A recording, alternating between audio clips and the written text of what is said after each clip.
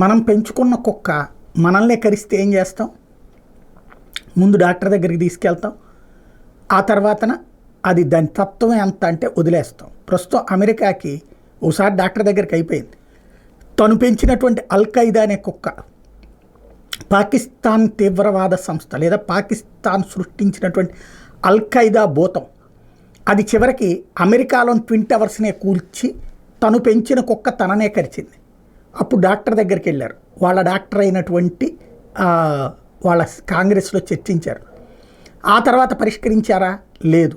మరొక కుక్కను పెంచి పోషించారు. అదే ISIS, Islamic State of Syria కావాలన్నటువంటి కాన్సెప్ట్ ఏదైతే ఉందో దానికోసం ప్రారంభించినటువంటి ఇజ్రాయెల్, సిరియా ఇవన్నిటి ఆక్రమించేసేసుకుని మొత్తం కలిపి చేసేసేయాలి అన్నటువంటి ISIS యాక్టివిటీ ఏదైతే ఉందో దాన్ని నడిపిస్తోంది అమెరికా అన్నటువంటిది ప్రపంచం మొత్తానికి తెలిసినటువంటి బహిరంగ రహస్యం.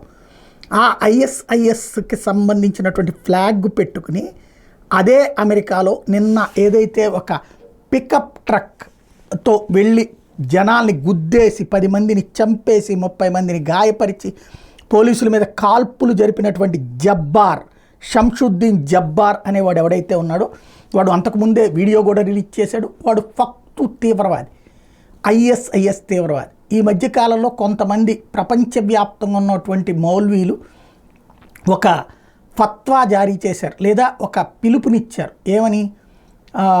క్రైస్తవ కార్యక్రమాలని మనం అంగీకరించడం హరాం కిందకు వస్తుంది, న్యూ ఇయర్ వేడుకల్ని ఆపేయండి, మీరెవరు న్యూ ఇయర్ గ్రీటింగ్స్ చెప్పినా హరామే, అట్లా కొత్త సంవత్సర వేడుకల్లో పాల్గొన్న హరామే, వీలైతే దాన్ని నిలువరించండి, దాంట్లో పోరాడండి, తద్వారా మీరు స్వర్గానికి చేరతారన్నట్టు.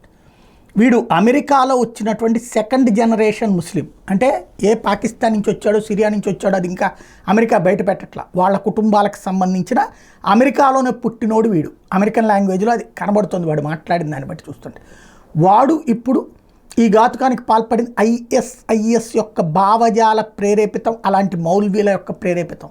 అంటే తను తయారు చేసిన తీవ్రవాదం అన్నటువంటిది తననే కబళించేటటువంటి కార్యక్రమం అమెరికాకి జరుగుతోంది. ఇప్పుడైనా సిగ్గు తెచ్చుకుంటుందో లేదో చూడాలి.